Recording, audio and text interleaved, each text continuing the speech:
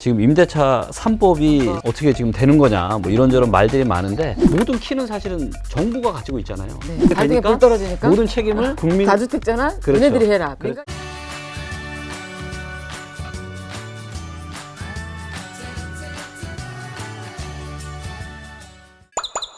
안녕하세요. 네, 반갑습니다. 오늘도 부동산 재테크의 왕 부킹의 리치톡톡 김기원 부자멘토 이지윤입니다. 반갑습니다. 반갑습니다. 네. 자, 오늘은 먼저 이제 대책 없는 정부의 끊임없는 지금 대책들이 나오고 있잖아요. 네네. 그동안 나왔던 어떤 이런 부동산 정책에 대한 내용들을 한번 잠깐 좀 점검을 좀 하고 가야 될 것 같아요. 그죠? 네. 지금 사실 좀 사람들이 좀 헷갈려 하거든요. 이게 뭐 지금 임대차 3법이 3법. 지금 어떻게 지금 되는 거냐 뭐 이런저런 말들이 많은데 법을 가지고 이야기를 하는 것보다는 좀 이런 차트를 제가 한번 만들어 봤거든요. 2020년 7월 30일이 기준이래요. 이때 이제 통과가 됐잖아요. 네. 그래서 만약에 이제 이전에 이제 전월세 만기가 이날 전이다. 네. 이제 만기가 언제 또 올 거 아니에요? 이날 이후로? 네. 그때서부터 2년은 5% 이내로 연장이 연장을 가능한 한다고. 거죠. 이분들은 마음이 노이죠. 마음이 네. 좀 편안하시겠죠. 네. 근데 이분들도 이렇게 해서 이제 만기 돌아오고 그 다음에 또 한 번 하고 나면 네. 그럼 이제 두 번이 되는 거잖아요. 네. 2+2가 되는 거기 때문에 그 다음에는 새로운 집을 찾아야 되는 거죠. 그렇죠. 그때는 네. 또 5%가 또 적용이 안 되잖아요. 적용이 안 되죠. 그렇죠. 그래서 이제 제가 이렇게 빨간색으로 해놓은 거예요. 네. 그러니까 초록색일 때는 좀 안심해도 되는데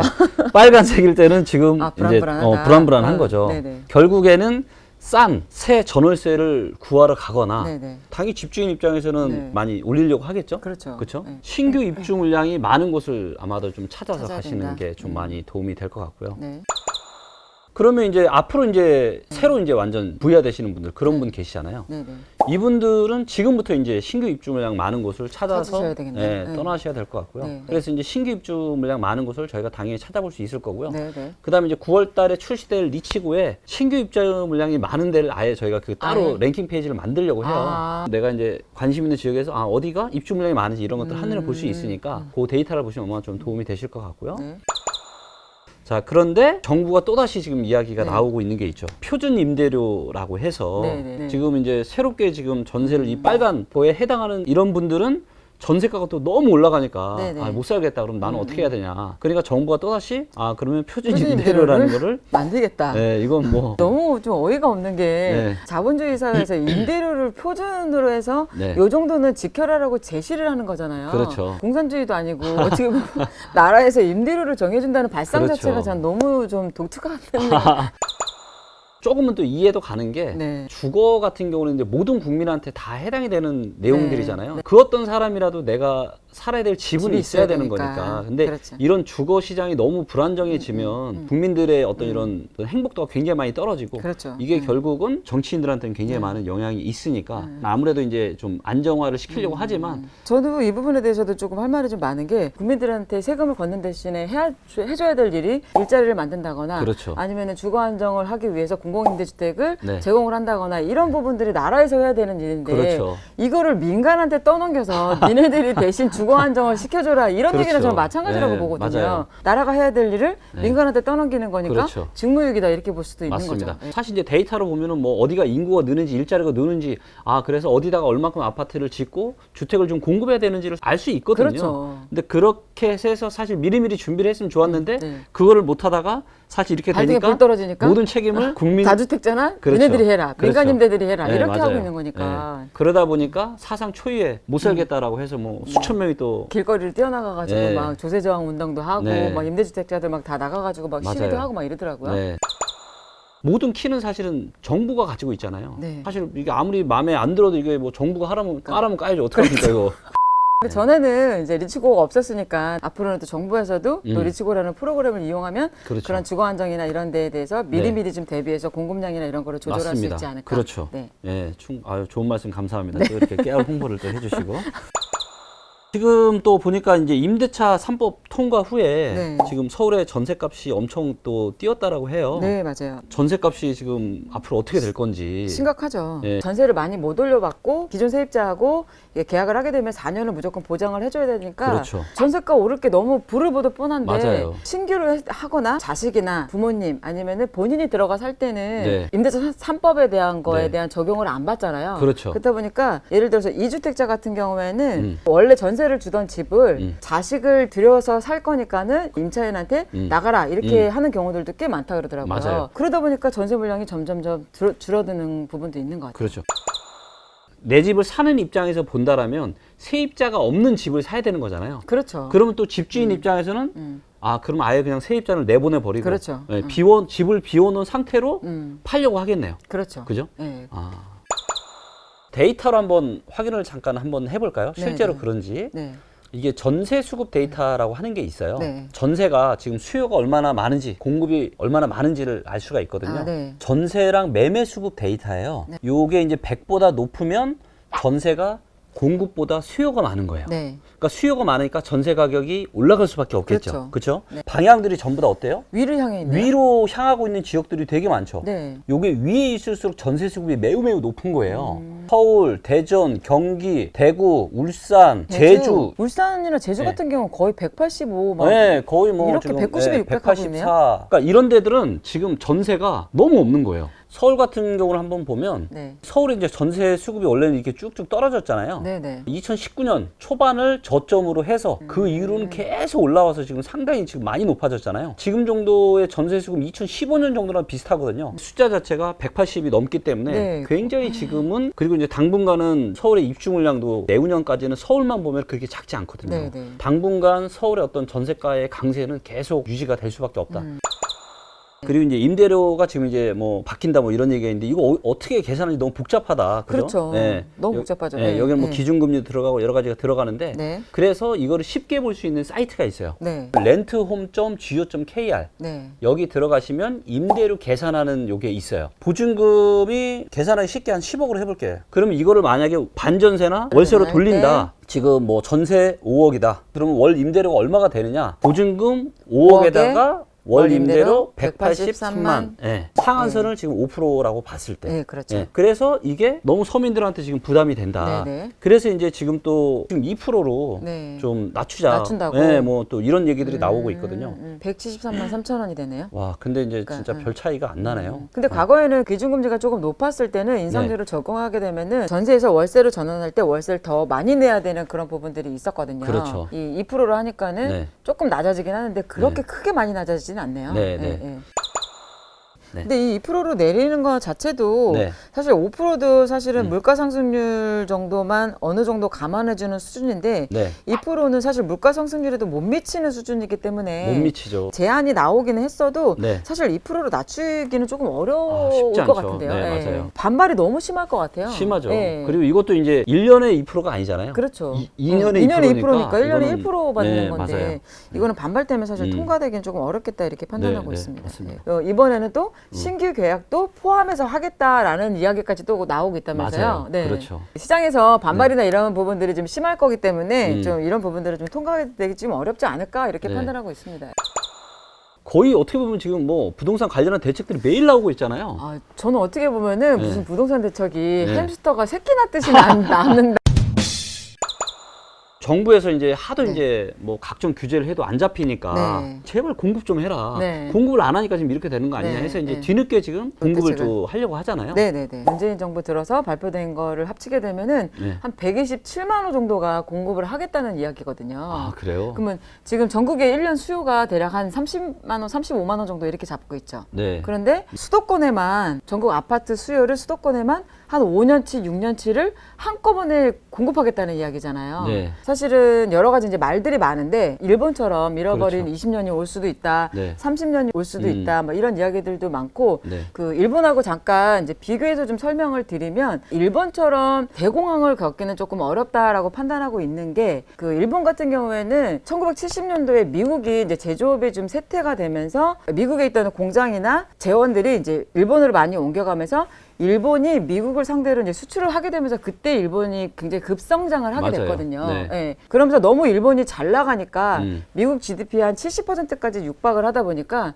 1985년도에 이제 플라자 합의라는 맞아요. 걸 네. 열었대요. 그렇죠. 그래서 일본이 그때 당시에 이제 엔화를 가치를 올리면서 그렇죠. 그때부터 수출이 좀 주춤해지다 보니까 건설 경기가 어떤 GDP를 받쳐주는 게 굉장히 크잖아요. 네. 우리나라도 마찬가지고 일본이 그때부터 경기를 살리겠다고 네. 주택을 공급하기 시작했잖아요. 네. 너무 이제 수요보다 많은 공급을 지속적으로 하다 보니까 경제 상황과 맞물려서 잃어버리는 20년이 왔다, 30년이 왔다 그렇죠. 이제 이렇게 얘기를 하고 있잖아요. 네. 일본 같은 경우에는 이제 그 플라자 합의 이후에 네네. 주식 시장과 부동산 시장이 엄청난 버블이 생겼어요. 네, 맞아요. 그래서 이제 뭐 도쿄를 다 팔면 미국 본토를 다 사버릴 수 있다. 맞아요. 이런 네, 얘기가 나올 네, 수 있을 네, 정도로. 네, 네. 안 그래도 이제 너무 버블이 커서 이제 네. 내려가고 있었는데 네, 네. 거기에 공급 물량까지 많으니까 그렇죠. 잃어버린 이제 20년이 왔던 그렇죠. 거거든요. 네, 네. 한국은 일본이랑은 일본처럼 그렇게 엄청난 버블은 없어요. 네네. 네, 그렇죠. 도쿄 같은 경우에는 1980년도 후반하고 90년도까지 한 10배 정도가 올랐다고 네, 하고 맞아요. 일반적으로는 한 5배 정도가 올랐다고 하니까 우리나라는 그렇게까지 오르진 않았잖아요. 그리고 제가 이야기 즉 책에서 보기로는 네. 대출을 네. 100%, 110%씩 막 맞아요. 주택 네. 가격보다 더 높게 해줬대요. 네, 너무 많이 올라가니까. 100%, 110%까지 해줬다고 하더라고요. 네. 한국은 제가 이제 조금은 염려되는 게 뭐냐면 일본처럼 그런 어마무시한 버블은 없지만 맞아요. 데이터로 보면 지금 역사상 굉장히 지금 버블이 많아요. 그러니까 일본만큼 큰 버블은 아니지만 네네. 일본은 그래도 인구가 한 1억 정도 되니까 맞아요. 내수 시장이 있거든요. 네네. 근데 한국은 5천만 정도밖에 되지 맞아요. 않는단 네. 말이에요. 그러니까 내수 시장이 없고 네. 수출로 밥 먹고 사는 나라고 네. 그다음 인구 구조가 고령화나 저출산의 속도가 훨씬 더 빠르죠. 인구가 이제 작년 말부터 꺾이기 네. 시작을 했으니까. 근데 서울 아파트 및 주요 이제 이런 부동산 시장이 상당히 고평가되어 있는 지역들이 많고 제가 이제 주장을 하는 게 2022년이나 늦어도 23년부터는 이제 본격적인 대세 하락장이 시작이 될 걸로 보는데 네. 거기에 만약에 정부가 엄청난 지금 공급 공급을 물량까지 또 하겠다고 하고 하니까. 있잖아요. 네. 빨라야 4년, 5년. 네. 아니면 뭐 3기 신도시 같은 경우는 지금 2026년, 7년 정도 지금 내다보고 그렇죠. 있거든요. 네네. 뭔가 부동산 시장의 대세 하락기에 입주 물량까지 이렇게 겹치게 되면 터지게 되면 예, 상당히 네. 좀 괴로운 시기가 좀 올 수 있는 게 좀 걱정이 됩니다. 그렇죠. 그래도 이제 그나마 다행인 거는 정부에서 이제 이번에 대책하면서 막 뭐 재건축도 풀어주고 뭐 50층까지 짓게 하고 하는데 네. 그분들은 조합들은 그렇죠. 뭔 소리냐. 뭐 혜택은 주지만 혜택 주는 거 다 뺏어가놓고 맞아요.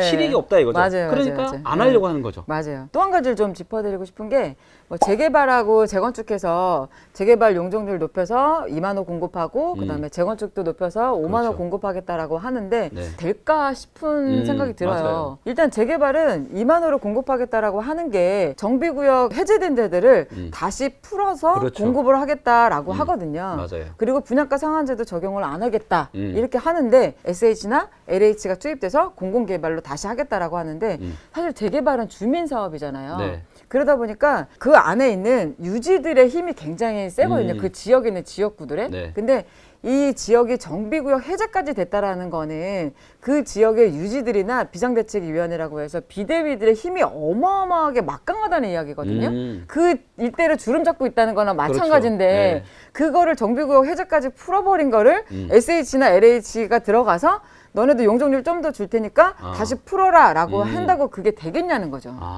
그러니까 이론적으로는 뭔가를 지금 해보려고 하는데 지금 실전에 지금 안 먹히는 거잖아요. 이게 전략이. 몇십 년 동안 그 동네에서 이해관계를 살았던 사람들 다 예, 풀기가 그런 걸 힘들죠. 다 풀어내고 사업을 진행하겠냐는 거죠. 그렇죠. 이거는 저는 정비구역 해제된 데를 들어가서 2만 호로 공급하겠다라는 거는 저는 좀 약간 어불성설이다 이렇게 그렇죠. 판단하고 있습니다. 재건축은 분양가 상한제 적용한대요.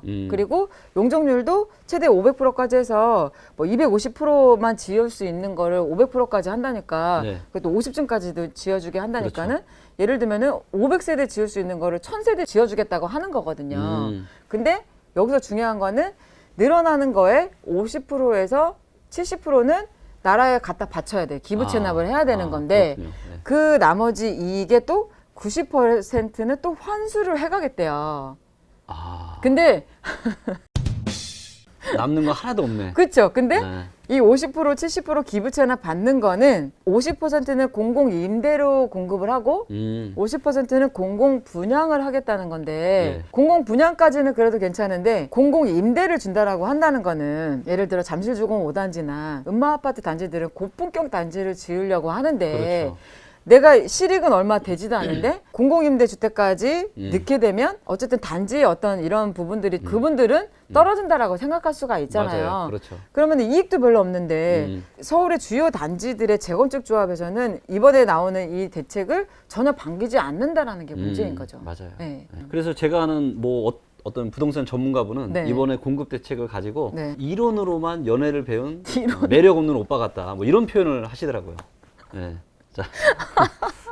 딱 네, 적절한 표현이시네요. 네. 네.